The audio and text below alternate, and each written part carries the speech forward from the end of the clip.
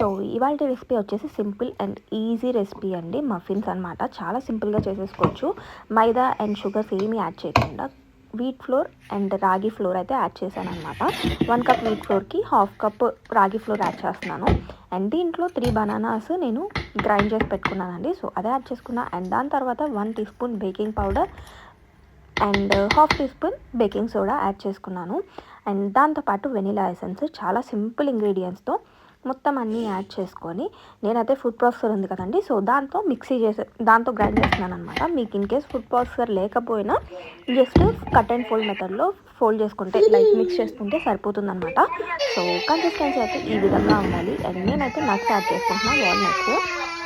మీకు ఏ నట్స్ అవైలబుల్గా ఉంటే మీకు ఇష్టం ఉన్నవి యాడ్ చేసుకోవచ్చు.